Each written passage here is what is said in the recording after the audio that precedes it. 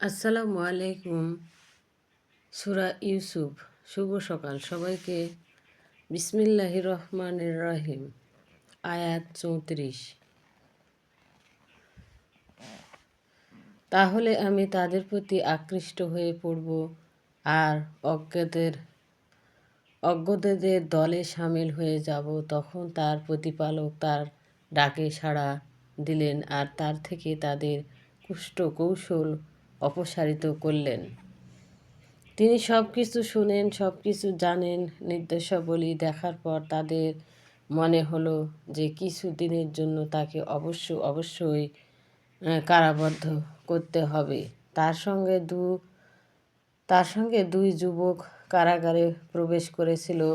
তাদের একজন বলল, আমি স্বপ্নে দেখলাম যে আমি মদ তৈরি করছি। অন্যজন বলল, আমি স্বপ্নে দেখলাম আমি মাথায় রুটি বহন করছি আর পাখি তা থেকে খাচ্ছে।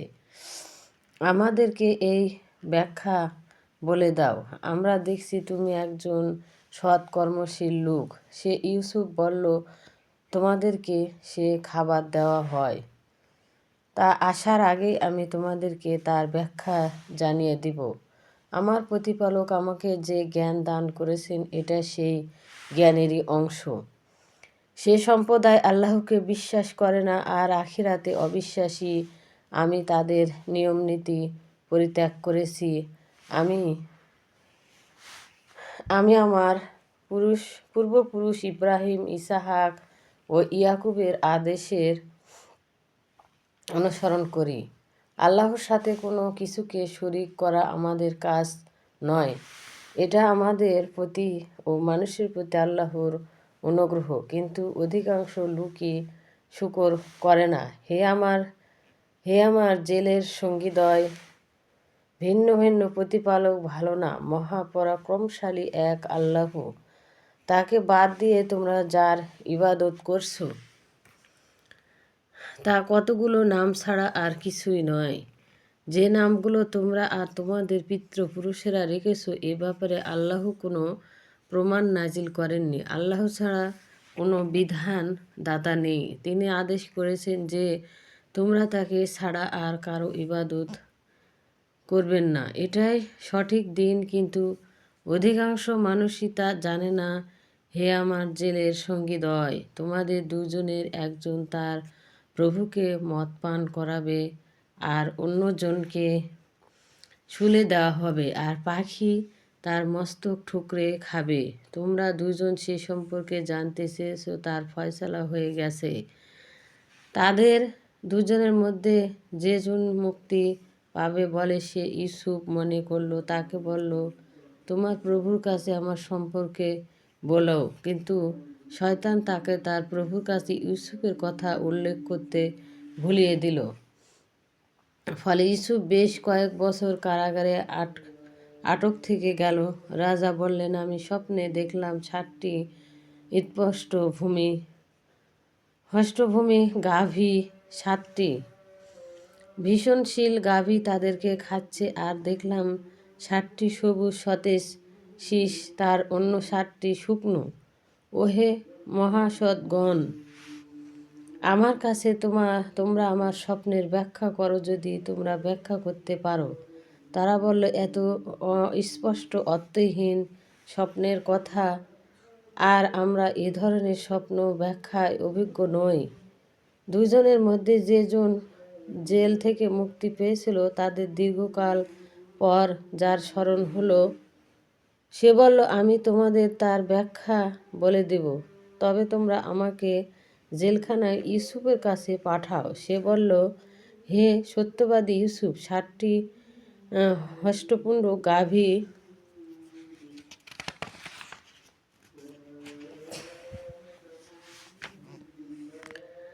যাদেরকে খাচ্ছে জিনসিন, 7টি গাভী আর 7টি সবুজ সতেজ শীষ, আর অন্যগুলো শুকনো। আমাদেরকে এই ব্যাখ্যা জানিয়ে দাও, যাতে আমি তাদের কাছে ফিরিয়ে যেতে পারি আর তারা জেনে নিতে পারে। সে ইউসুফ বলল, 7 বছর তোমরা এক নাগাড়ে চাষ করবে। অতঃপর যখন ফসল কাটবে তখন তোমরা যে সামান্য পরিমাণ খাবে তা বাদে শীর্ষ সমাবিত সংরক্ষণ করবে। এরপর আসবে 60টি কঠিন বছর। এ সময়ের জন্য পূর্বে যা তোমরা সঞ্চয় করেছিলে তা লোকে খাবে। কেবল সেই অল্পটুকু বাদে যা তোমরা সঞ্চয় করবে। এরপর আসবে একটা বছর যখন মানুষের জন্য প্রচুর বৃষ্টিপাত হবে আর মানুষ প্রচুর ভোগবিলাস করবে। রাজা বলল, তোমরা তাকে ইউসুফকে আমার কাছে নিয়ে এসো। দ্রুত যখন তার কাছে আসলো তখন ইউসুফ বলল, তোমার প্রভুর কাছে ফিরে যাও এবং তাকে জিজ্ঞেস করো সেই মহিলাদের ব্যাপারটি কি, যারা তাদের হাত কেটে ফেলেছিল। আমার প্রতিপালককে অবশ্যই তাদের কৌশল সম্পর্কে অবহিত। রাজা মহিলাদের জিজ্ঞেস করল, তোমরা যখন ইউসুফকে ভোলাতে চেষ্টা করেছিলে তখন তোমাদের কি হয়েছিল? তারা বলল, আল্লাহ আমাদেরকে রক্ষা করুন, আমরা তার মাঝে কোনো দোষ দেখিনি। আজিজের স্ত্রী বলল, এখন সত্য প্রকাশিত হয়ে পড়েছে। আমি তাকে ভোলাতে চেষ্টা করেছিলাম, নিশ্চয়ই সে ছিল সত্যবাদী। ইউসুফ বলল, আমার উদ্দেশ্য এই যে সে অর্থাৎ আজিজ যেন জানতে পারে যে তার অনুপস্থিতিতে আমি তার প্রতি বিশ্বাসঘাতকতা করিনি। আর আল্লাহ বিশ্বাসঘাতকের কৌশলকে অবশ্যই সফল হতে দেন না। সে বলল, আমি নিজেকে দোষমুক্ত মনে করি না। নফস তো মন্দ কাজে পরিচিত করতেই থাকে। আমার প্রতিপালক যার প্রতি দয়া করেন সে ছাড়া আমার প্রতিপালকই বড় ক্ষমাশীল, বড় দয়ালু। রাজা বললেন, তাকে আমার কাছে নিয়ে এসো, আমি তাকে আমার জন্য বিশেষভাবে নির্দিষ্ট করে নেব। অতঃপর সে ইউসুফ যখন তার সাথে কথা বলল তখন রাজা বলল, আজ তুমি আমাদের কাছে খুবই মর্যাদাশীল ও বিশ্বস্ত হিসেবে পরিগণিত। সে ইউসুফ বলল, আমাকে দেশের ধনভাণ্ডারের দায়িত্ব দিন, আমি উত্তম রক্ষক ও যথেষ্ট জ্ঞানের অধিকারী।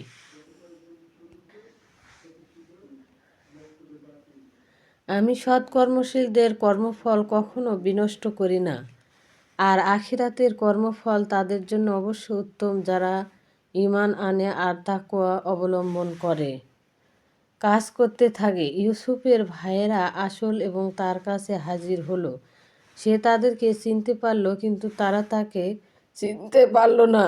সে যখন তাদের দ্রব্য সামগ্রী ব্যবস্থা করে দিল তখন সে বলল, তোমরা তোমাদের সৎ ভাইকে আমার কাছে নিয়ে আসবে। তোমরা কি দেখছো না আমি কিভাবে পাত্র ভরে দিই? আর আমি উত্তম অতিথি সেবক। তোমরা যদি তাকে না নিয়ে আসো তাহলে আমার কাছে তোমাদের জন্য কোনো শস্য বরাদ হবে না, আর আমার কাছেও আসতে পারবে না। তারা বলল, এ ব্যাপারে আমরা তার পিতাকে রাজি করাতে চেষ্টা করব, আর আমরা তা করবই। সে ইউসুফ তার খাদেমদেরকে বলল, তারা সে পূর্ণ মূল্য দিয়েছে তা তাদের মালপত্রের মধ্যে গোপনে রেখে দাও, যাতে তারা তাদের পরিবারবর্গের কাছে ফিরে গিয়ে তা জানতে পারে। তাহলে তারা আবার আসবে। তারপর যখন তারা তাদের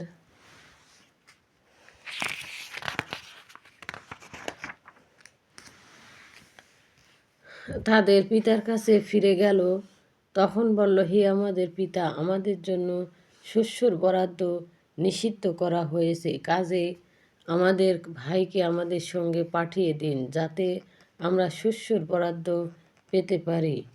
আমরা অবশ্যই তার হেফাজত করব। পিতা বলল, আমি কি তার ব্যাপারে তোমাদেরকে তেমনই বিশ্বাস করব ইতিপূর্বে যেমন তোমাদেরকে তার ভাইয়ের ব্যাপারে বিশ্বাস করেছিলাম। আল্লাহই উত্তম সৎ রক্ষক, আর তিনি সর্বশ্রেষ্ঠ দয়ালু। তারা যখন তাদের মালপত্র খুলল তখন দেখতে পেল যে তাদেরকে তাদের পূর্ণমূল্য ফিরিয়ে দেওয়া হয়েছে।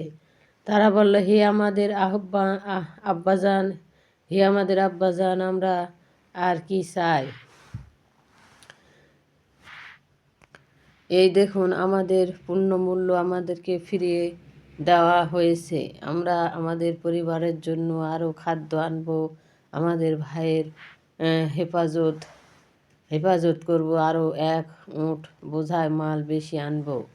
এই পরিমাণ সহজেই পাওয়া যাবে। পিতা বলল, আমি তাকে তোমাদের সাথে কিছুতেই পাঠাবো না, যতক্ষণ না তোমরা আল্লাহর নামে শপথ করছো যে তোমরা তাকে আমার কাছে নিয়ে আসবে, যদি না তোমাদের একযোগে ঘিরে ফেলা হয়। অতঃপর তারা যখন তার কাছে প্রতিজ্ঞা করল, তখন সে বলল, আমরা যে কথা বলেছি আল্লাহই তার সাক্ষী অভিভাবক। পিতা বলল, হে আমার সন্তানেরা, তোমরা এক দ্বার দিয়ে মিশরে প্রবেশ করো না, বরং ভিন্ন ভিন্ন দরজা দিয়ে প্রবেশ করবে, মানুষের সন্দেহ কিংবা কুদৃষ্টি এড়ানোর জন্য। আমি আল্লাহর হুকুমের বিরুদ্ধে তোমাদের কোনো উপকার করতে পারবো না। আল্লাহ ছাড়া হুকুমদাতা কেউ নেই। আমি তার উপরই নির্ভর করি। যারা নির্ভর করতে চায় তারা তার উপর নির্ভর করুক। তাদের পিতা যেভাবে আদেশ করেছিল, যখন তারা সেভাবে প্রবেশ করলো, তখন আল্লাহর হুকুমের বিরুদ্ধে তা তাদের কোনো কাজে আসলো না। তবে ইয়াকুব তার মনের একটা অভিপ্রায় পূর্ণ করেছিল মাত্র। আমার দেওয়া শিখার বদলতে অবশ্যই সে ছিল জ্ঞানবান, কিন্তু অধিকাংশ মানুষ প্রকৃত ব্যাপার সম্পর্কে অবগত নয়। যখন তারা ইউসুফের কাছে হাজির হলো, তখন সে তার সহোদয় ভাইকে নিজের কাছে রাখলো আর বলল, আমি তোমার ভাই, কাজে ওরা যা করত তার জন্য দুঃখ করো না। অতঃপর ইউসুফ যখন তাদের রসদপদ প্রস্তুত করে দিল, তখন সে তার সহোদয় ভাইয়ের রসদপত্রের ভিতর পাত্রটি রেখে দিল। তখন এক ঘোষণা দিল, হে কাফেলার লোক, তোমরা নিশ্চয় চোর। তারা তাদের দিকে ফিরে বলল, তোমাদের কি হারিয়েছে? তারা বলল, আমরা রাজার পানপাত্র হারিয়েছি। তাদের প্রধান ব্যক্তি বলল, যে তা এনে দিতে পারবে তার জন্য আছে 1 উট বোঝাই মাল, আর আমি এই ব্যাপারে প্রতিজ্ঞাবদ্ধ। ইউসুফের ভাইরা বলল, আল্লাহর শপথ, তোমরা তো জানো আমরা এই দেশ অশান্তি সৃষ্টি করতে আসিনি, আর আমরা চোরও নয়। কর্মচারীরা বলল, তোমরা মিথ্যাবাদী হলে যে চুরি করেছ তার শাস্তি কি হবে? তারা বলল, তার শাস্তি হলো, যার মালের ভিতর ওটা পাওয়া যাবে তাকেই ধরে রাখা হবে। সীমা লঙ্ঘনকারীকে আমরা এভাবেই শাস্তি দিয়ে থাকি। অতঃপর ইউসুফ তার নিজ ভাইয়ের মালপত্র তল্লাশির আগে অন্যদের মাল তল্লাশি শুরু করল। অতঃপর সেটি তার নিজ ভাইয়ের মালপত্র থেকে বের করল। এভাবে আমি ইউসুফের জন্য পরিকল্পনা করেছিলাম। রাজার আইন অনুযায়ী সে তার সহোদয় ভাইকে আটক করতে পারত না। আল্লাহর ইচ্ছা ব্যতীত আমি রাজার জন্য ইচ্ছে করে মর্যাদা উচ্চ করি। প্রত্যেক জ্ঞানীর উপরে আছেন একজন সর্বজ্ঞ। ইউসুফের ভাইয়েরা বলল, সে যদি চুরি করে থাকে তবে তা অসম্ভব নয়, কেননা এর পূর্বে তার সহোদয় ভাইও চুরি করেছিল। তখন ইউসুফ এই ব্যাপারটি তার মনে গোপন রাখল। ভিডিওটি ভালো লাগলে অবশ্যই সাবস্ক্রাইব করবেন। সবাইকে শুভ সকাল। আর যে যেখান থেকে দেখছেন অবশ্যই ভালো থাকেন, সুস্থ থাকেন। আসসালামু আলাইকুম ওয়া রাহমাতুল্লাহি ওয়া বারাকাতুহু।